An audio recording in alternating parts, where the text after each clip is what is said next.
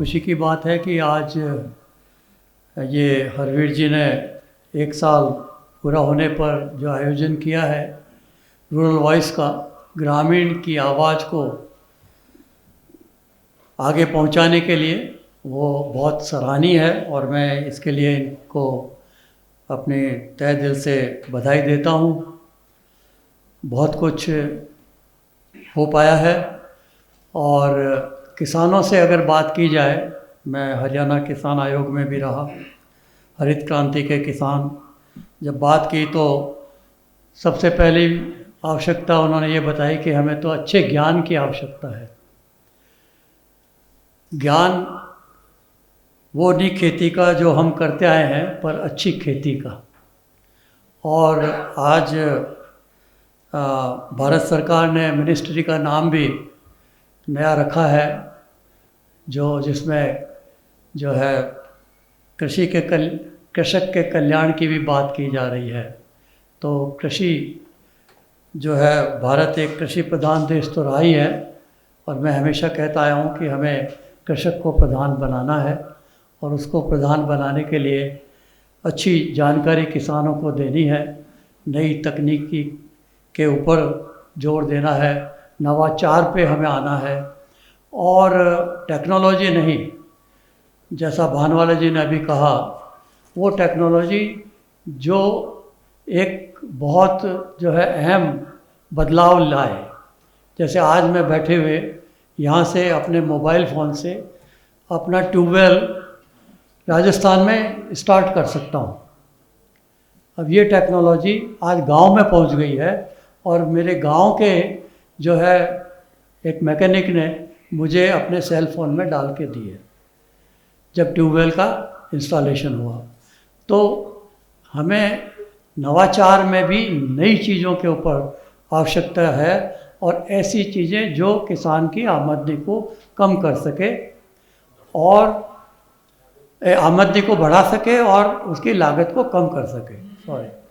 तो लागत को कम करने के लिए वो टेक्नोलॉजीज़ जो हैं हमें आगे लानी होगी, उनको जो है आगे बढ़ाना होगा, जिससे कि वो उनका फ़ायदा पूरा ले सके। और ये टेक्नोलॉजीज़ हैं, अगर पहले तकनीकी से हमें हरित क्रांति, श्वेत क्रांति, नीली क्रांति, और अब हम इंद्रधनुष क्रांति जो हॉर्टिकल्चर में कह रहे हैं, अगर आई है तो वो टेक्नोलॉजी से ही आई है, टेक्नोलॉजी बेस्ड रही है। और उसके लिए जो हरित क्रांति के जनक थे डॉक्टर बॉरलॉग और डॉक्टर स्वामीनाथन, कहा करते थे कि ये टेक्नोलॉजी नहीं आती अगर यहाँ हमारे पास इंस्टीट्यूशंस नहीं होते और अच्छा ह्यूमन रिसोर्स नहीं होता, अच्छे किसान नहीं होते, अच्छे साइंसदान नहीं होते। और वो क्रिएट भारत सरकार ने किया।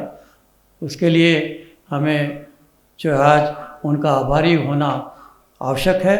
और इसके साथ साथ पॉलिसीज़ भी ऐसी कि एक ही समय में 1800 मिलियन 18,000 टन जो है गेहूं का बीज, बोने बीज को मैक्सिको से यहाँ मंगाया गया, जो हिस्ट्री में कहीं नहीं है। और उस टेक्नोलॉजी से हर किसान को जब पहुँचाया गया, तो ये अगर पॉलिसी सपोर्ट नहीं होता तो वो हरित क्रांति के बीज भी हमारे यहाँ पे नहीं आए होते। तो आज हमें फिर आवश्यकता है कि कौन सी तकनीकी को हम आगे बढ़ाएं, जिससे किसान की लागत कम हो और किसान अपने आप को बाज़ार से जोड़ सके। इसके लिए सिर्फ हमें पैदा ही करने की जो बात नहीं है, पैदा करने के बाद जो पोस्ट हार्वेस्ट मैनेजमेंट है, वैल्यू एडिशन है और मार्केटिंग है, उसके ऊपर भी ध्यान देने की बहुत आवश्यकता होगी। और उसके अंदर भी काफ़ी कुछ नवाचार हुए हैं। तो मैं ये कहना चाहूँगा कि टेक्नोलॉजीज़ तो अभी भी बहुत हैं जिनका हम फ़ायदा नहीं ले पा रहे हैं, चाहे वो जीएम क्रॉप्स है, चाहे वो जीनोमिक एडिटिंग का काम है, चाहे वो कल्टीवेशन प्रोटेक्टेड है। आज चीन में 2 मिलियन हेक्टेयर एरिया है और हमारे पास में सिर्फ 50 1000 हेक्टेयर एरिया कंजर्वेशन एग्रीकल्चर में है।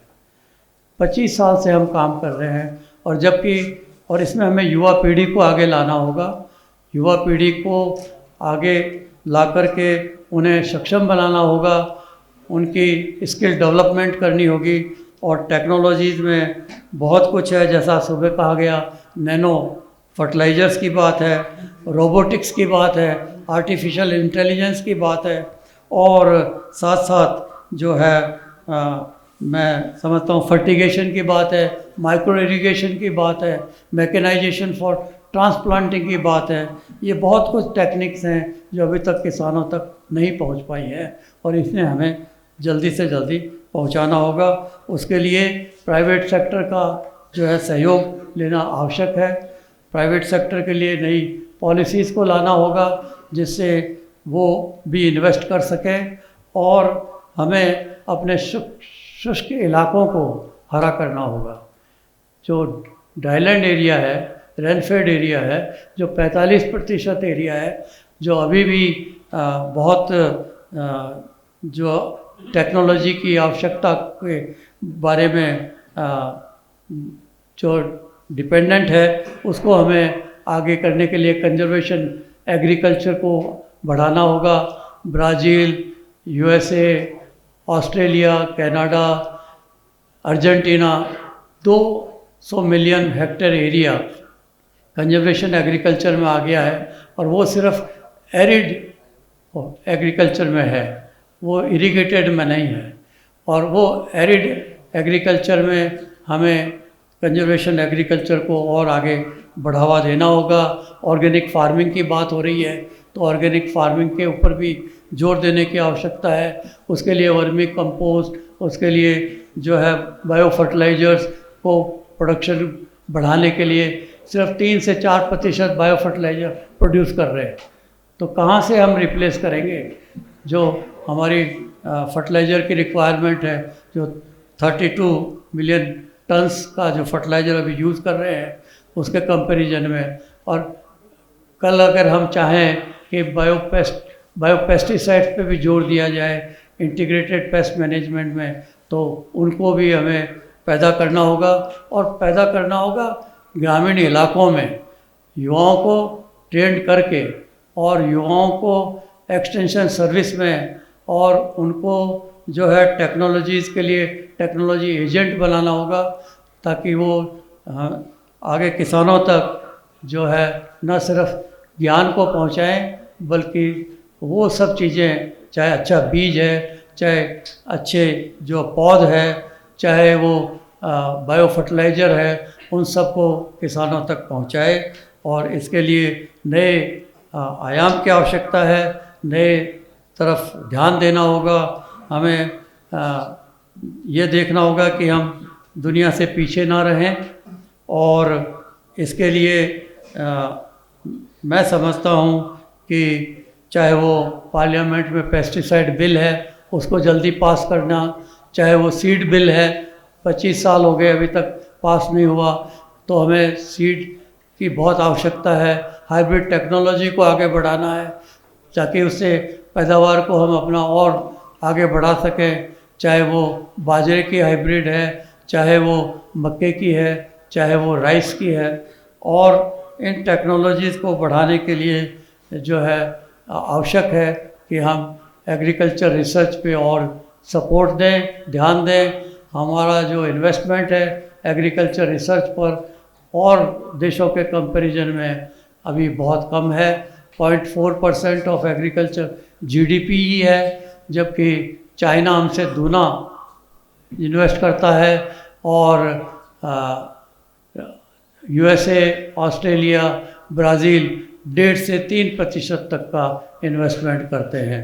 तो हमें हमारे सिस्टम को, क्योंकि हमारे किसान जो हैं वो स्मॉल होल्डर्स हैं 85%, और उन तक टेक्निक को पहुंचाने के लिए हम सारे प्राइवेट सेक्टर पे ही डिपेंडेंट नहीं रह सकते।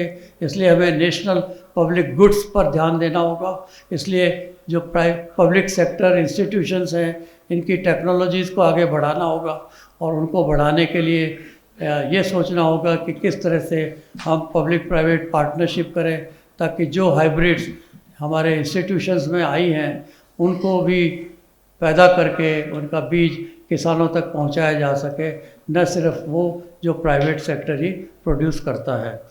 तो इन्हीं सब बातों के साथ मैं फिर एक बार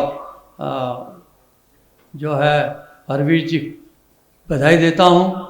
ये एक बहुत अच्छी शुरुआत है। हमें किसानों तक जुड़ना है। भारत सरकार ने डीडी किसान भी एक बनाया है, पहली बार, जो 24 घंटे एग्रीकल्चर की चैनल बनी है, पर वो उतना अभी इफ़ेक्टिव नहीं है, उसको भी हमें देखना होगा। और इन जो नई तकनीकियाँ हैं इनको आगे ले जाने के लिए मिशन मोड प्रोग्राम्स लाने होंगे। जब तक मिशनरी मोड से हम काम नहीं करेंगे ये तकनीकी किसानों तक नहीं पहुंचेगी। और इसके लिए दोबारा सोचा जाए।